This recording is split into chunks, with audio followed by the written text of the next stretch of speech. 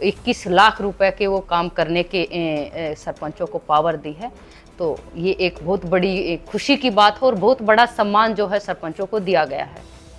देखिए, हम तो खिलाड़ी हैं, हम सिर्फ मेहनत करना जानते हैं या फिर दांव लगाना जानते हैं।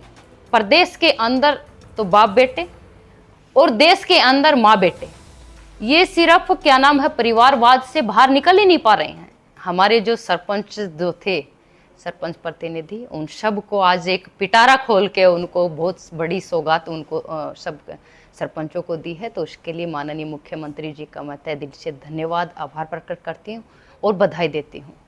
और सबसे मेन मुद्दा यही था कि सरपंचों के लिए आज पिटारा खोलने के बाद जब हम कहते हैं तो कहते हैं कि दिल खोलकर बहुत कुछ माननीय मुख्यमंत्री जी ने दिया है। चाहे उसके अंदर, क्योंकि पहले 5 लाख तक की क्या नाम है बिना टेंडर के हम काम करवा सकते थे, लेकिन माननीय मुख्यमंत्री जी ने सवा करके 21 लाख रुपए के वो काम करने के सरपंचों को पावर दी है।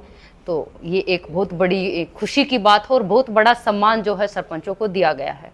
और दूसरा जो है कि क्योंकि 21 लाख के अलावा बहुत बार ऐसा होता था कि हमारे गांव के जो सरपंच, बहुत बार गांव के लोग मिट्टी खुद डालते थे, तो वो भी अगर उनको भरत कहीं भी करवाना है, अगर से मिट्टी अगर डलवानी है तो उसका भुगतान भी वो अगर ग्राम पंचायत उसका भुगतान के लिए एक प्रस्ताव पास करके देगी तो उसका भुगतान भी सरकार करेगी।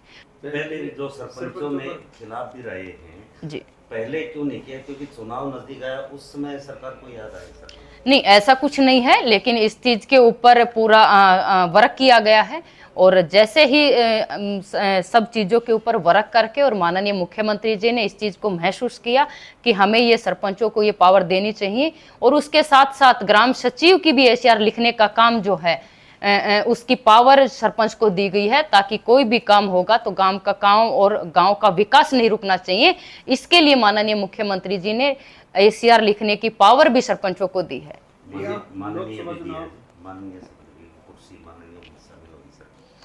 देखिए, हम तो खिलाड़ी हैं, हम सिर्फ मेहनत करना जानते हैं या फिर दांव लगाना जानते हैं। हम तो अपनी मेहनत करेंगे, ये काम पार्टी संगठन का काम है और वो काम पार्टी संगठन करेगी।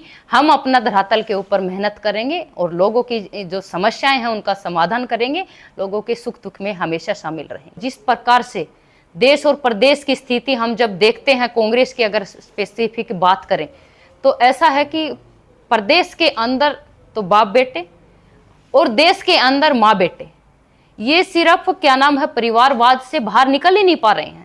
आप देखिए आदरणीय किरण चौधरी जी, उनसे कितना तंग, इतनी वरिष्ठ नेता रही हैं, इतनी सीनियर नेता रही हैं, वो इतनी तंग आकर वहां से वो पार्टी छोड़ के, क्योंकि आप सोचिए कि किसी ने अपना घर बनाया हो और वो उसको घर छोड़ के जाना पड़े तो बहुत बड़ी तकलीफ के साथ व्यक्ति जाता है। कहीं ना कहीं उनको बहुत दिल के साथ उनको चोट पहुंची है, वरना कोई अपना परिवार घर छोड़ के ऐसे ही नहीं जाता है।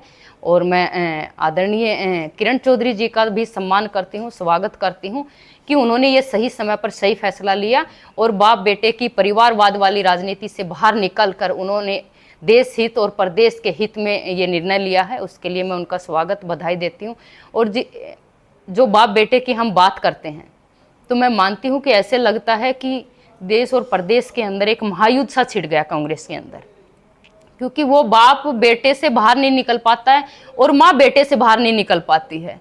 तो इसलिए हमें सोचने की जरूरत है कि हमें देश और विकास को आगे लेके जाने वाले लोग चाहिए हैं, परिवारवाद को आगे लेके जाने वाले लोग नहीं चाहिए। ये जनता जनार्दन ये सब समझती है।